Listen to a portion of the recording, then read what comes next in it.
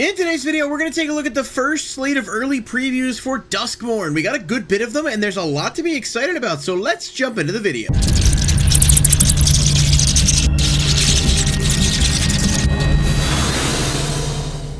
What's going on, everybody? Welcome back to the channel. Thank you so much for being here. I do appreciate each and every one of you guys taking the time to watch the video. Be sure to hit that like button and subscribe, and then click the bell icon if you want to be notified when new videos are posted.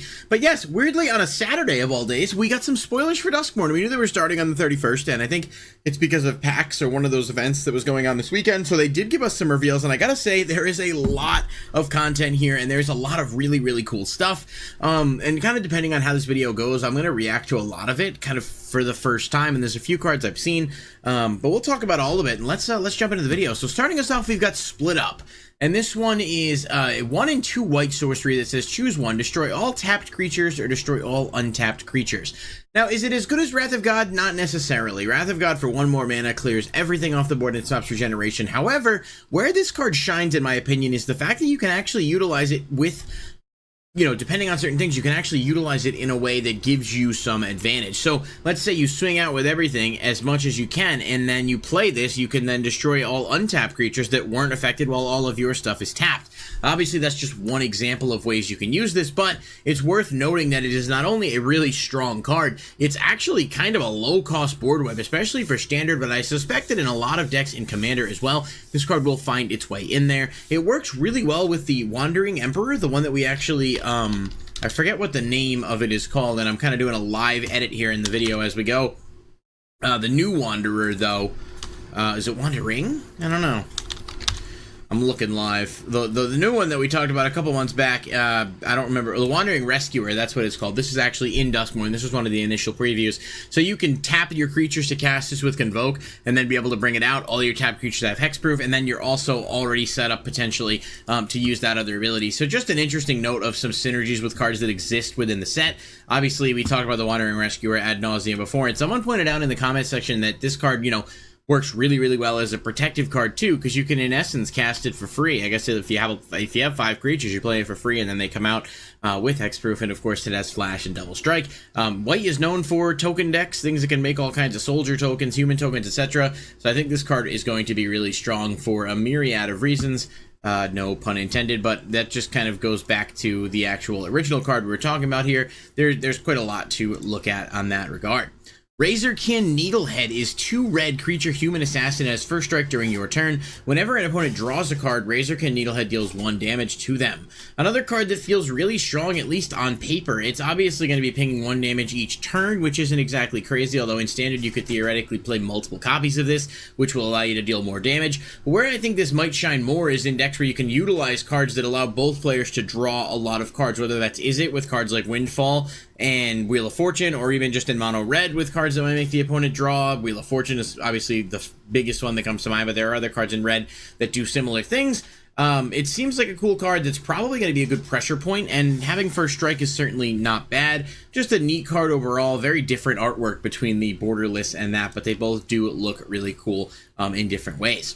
Overlord of the Mistmoors. We did see Overlord of the Hauntwoods already back with the initial preview, so this is a bit of a different one here. It's 5 and 2 white, enchantment creature, Avatar Horror with Impending 4.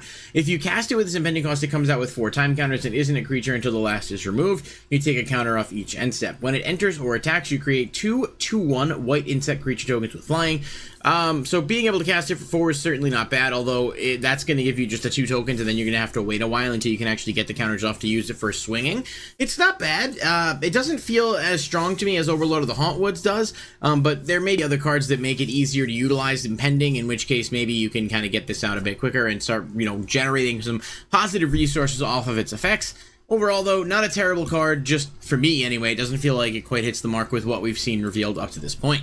Enduring Innocence is 1 and 2 white sheep glimmer. So we talked about how there's probably going to be a bunch of different glimmers. It'll be when they die, they come back to the battlefield as an enchantment. So a bit of a new mechanic, but kind of a twist on, you know, some other enchantments that kind of already do that. So it's got lifelink. Whenever one or more other creatures you control with power 2 or less enter, draw a card. This only triggers once each turn, and then when it dies, it comes back under its owner's control as an enchantment. So it's actually a pretty solid card. It's very similar to Takasha's Welcome, I think it is, which is if a creature power 3 or less, you draw a card with a hard once per turn. Just a decent card in general, but the fact that it can bring itself back as an enchantment is definitely solid. Some of the other cards we've seen do seem to be a little bit stronger there, and this is what the alternate version looks like. We talked about how there's going to be, like, I think it's going to be a glitter foil variant in the set. I don't know exactly what the titling is. We definitely talked about it in that video I made introducing Duskmourn, but we know there's going to be a couple different variants. Just an awesome Japanese anime style there on that card.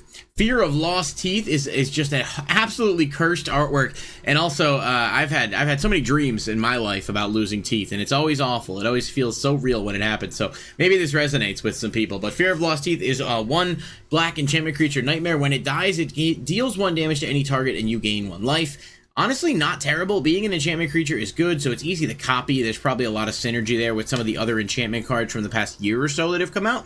But in standard, in general, like, when it dies, you can typically ping a low-cost target. If it's blocked, maybe it deals 1 damage, and then you hit something with 2 health. It's probably going to be a decent card for sealed to get over some stuff. I don't know if it's going to see much play beyond that, but it's neat nonetheless. Fear of Immobility is 4 and a white enchantment creature nightmare. When it enters, tap up to 1 target creature. If an opponent controls that creature, put a stun counter on it. Very generic, very unimpressive in my opinion. It's too costly to be anything super, strong, unless there's stuff that makes the nightmare enchantment specifically either easier to play or can cheat them out in some capacity. But as it stands, I think it's probably very middle of the pack. Hauntwood Shrieker is 1 and 2 green creature, beast mutant. When it attacks you, manifest dread. That is a new mechanic in this set. It's playing on the existing manifest mechanic, but you look at the top 2 cards of your library, you put 1 face down as a creature and the other into your grave, and you can turn it face up anytime for its mana cost if it's a creature card. So they basically made an alternate version of manifest, which is arguably a lot better for you. Not only do you get to surveil something, but you also get the chance to do that. With Hauntwood Shrieker, though, you can pay 1 and a green to reveal target face down permanent. If it's a creature, turn it face up. Incredibly strong card in certain decks to be able to bypass mana costs and stuff for a lot less of a mana investment. I think for like mono green, this is going to be awesome because you can take basically anything that's face down, turn it face up, and then get the effects off of it. And realistically, if you wait a turn to do it, you're going to be able to do that without having to pay anything. So obviously, the opponent's not going to want to let this live, but depending on how early in the game you can really make this work, especially if you're playing decks that can ramp, it's absolutely going to be something that can be very powerful. And another, this is one of the alternate artworks, really captures that the murder monster movie vibe type thing really well. Just a super cool card design, and really kind of plays into a lot of what makes Duskmourn so intriguing. Demonic Council might be the best card so far, without question. This is 1 and a black sorcery. Search your library for a demon card, reveal it, then put it into your hand and shuffle. Delirium. If there are 4 or more card types among cards in your graveyard, instead search your library for any card, put it into your hand, then shuffle.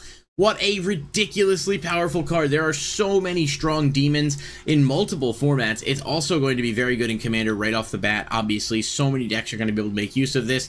But this card basically becomes a demonic tutor if you have 4 or more card types among cards in the graveyard, which is not hard to do in any deck that can play black with the access to surveil and discarding and milling. This is just an extremely powerful card that I think is going to be in hot demand. There's so many different cards that come out that are tutors, but not that cost this low, and there's so many targets you can get, and that Delirium is really not hard to pull off either. The later in the game, the better this is. Just really impressive card from a power standpoint. Doesn't seem too broken because it does have some balancing factors and drawbacks, but as a whole, I think it's going to be good. Kato, Bane of Nightmares, and this has a bunch of different arts. I'll quickly just click through so you guys can see them. I don't really like this one at all. It's kind of weird, but I guess everyone's going to have different preferences. That's the textured foil. But it is a Planeswalker with 2 blue-black legendary Planeswalker Kato. It has Ninjutsu, 1 blue-black. Nice to see Ninjutsu make a bit of a comeback. During your turn, as long as Kato has 1 or more loyalty counters, she's a 3/4 ninja creature and has hexproof. You can pay 1 to get an emblem with ninjas you control, get ++1. You can pay 0 to surveil 2, and then draw a card for each opponent who lost life, or you can -2 to tap target creature and put 2 stun counters on it. Very powerful card, not super costly. I feel like if there were more ninjas that could really utilize that first effect, and maybe there's more than I realize, but being able to get those emblems that are essentially non-removable is definitely strong. I like what this card has going for it, and I also really like the fact that it itself can become a creature. Historically, planeswalkers that can do that have had some substantially powerful representation, so this is overall, I think, a pretty good card. Norrin returns, and this time in a bit of a different form. Norrin Swift Survivalist, 1 red legendary creature, human coward. Norrin can't block. Whenever a creature you control becomes blocked, you may exile it. You may play that card this turn from exile. Pretty cool. Obviously playing on Norrin, which is, you know, an iconic card for it's almost not super usefulness. Norrin the Wary is the original. And this one, when a player plays a spell or a creature attacks, you can remove it from the game and then it comes back. So you can see the inspiration there for that effect. This card was actually getting some hype because people were trying to find ways to make it work. But Norrin Swift Survivalist is pretty cute, and I think it's decent enough for what it, you know, in terms of its application, it's not bad. Now, obviously, one of the most, I would say, shocking, noteworthy, whatever you want to call it, cards from this reveal is Valgavoth Terror Eater. This artwork is absolutely metal. This is like clearly one of the pictures that we've seen from the initial previews going quite far back, but the texture foil looks gorgeous as well. It is 6 and 3 black with flying and lifelink. It's a legendary creature, Elder Demon, which is of course searchable by that new demonic consultation. If it has ward, sacrifice 3 non-land permanents, so your opponent's not going to be targeting this all that often. If a card you didn't control will be put into an opponent's graveyard from anywhere, exile it instead. So this card doesn't care about just on the field. This is getting rid of stuff that's discarded, milled, regardless, which is just really, really impressive for decks that want to be able to utilize their graveyard in some capacity. And it says, during your turn, you may play cards exile with Valgavoth. If you cast a spell this way, pay its life cost equal to its mana value rather than pay its mana cost. On paper or digital screen, this card feels absolutely bonkers. There is just an insane amount of effects on this card. It's really oppressive. Obviously, at 9, it's going to be hard to summon in most decks, but Kaalia can absolutely get this out easily. And Kaalia is now modern legal as well, so I think this is going to have an impact on multiple formats, because once you get this out, it becomes a major problem right off the bat, and essentially you get access to anything of your opponent's that goes to the graveyard and you can play it for free. Just a really, really cool card, a super awesome design. I don't know what to expect from it in terms of whether or not it's going to be like heavily represented right off the bat, but you best believe that this card is going to be impactful somewhere. We'll just have to kind of see where that is, but just a sick card, man. It really is a super, super cool design that just encompasses you know, a lot about what makes Duskmourn such an appealing set. This thing looks like it's part of the whole fucking house. Just absolutely insane card, so kudos on that. And then Valgavoth's Lair is an enchantment land with hexproof. It enters tapped. As it enters, choose a color. You can tap, add 1 mana of any color that you chose.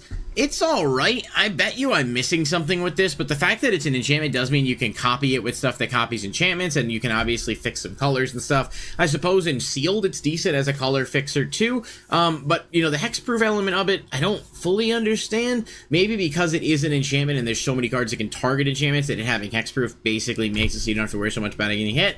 It's alright. Like I said, decent color fixing. I don't really think it needed to enter tapped. That feels like a bit of an unnecessary restriction on this card, in my opinion. But I guess we'll see when other stuff comes out what might impact that decision. And finally, for this video, we've got Winter Misanthropic Wow, this is terrible. Misanthropic Guide. 1 black, red, green. Legendary creature, human, warlock, ward 2. At the beginning of your upkeep, each player draws 2 cards. It has Delirium as long as there are 4 or more card types among cards in your graveyard. Each opponent's maximum hand size is equal to 7 minus the number of those card types. Wow. Extremely oppressive. However, it does give the opponent draws, which is obviously not necessarily going to be great for you. And because they get those draws during your upkeep, typically if the opponent's gone before you anyway, they are going to have access to more things to perhaps remove this. But reducing the opponent's hand size is super oppressive, and again, not hard in black to fill the graveyard up with things that can do that. So it feels like an okay card that I think people are going to like. It doesn't necessarily like break anything, in my opinion. I think for sure Valgavoth has to be like the most cool card that was announced here, and then in terms of playability, viability, whatever, Demonic Council is my personal pick for the best card of this reveal. Let me know what you guys think of the cards that were revealed today. Are you excited about them? Does it change your feelings towards Duskmourn? And stay tuned for the channel for more videos as the reveals continue. Otherwise, I'll catch you guys in the next video. Peace.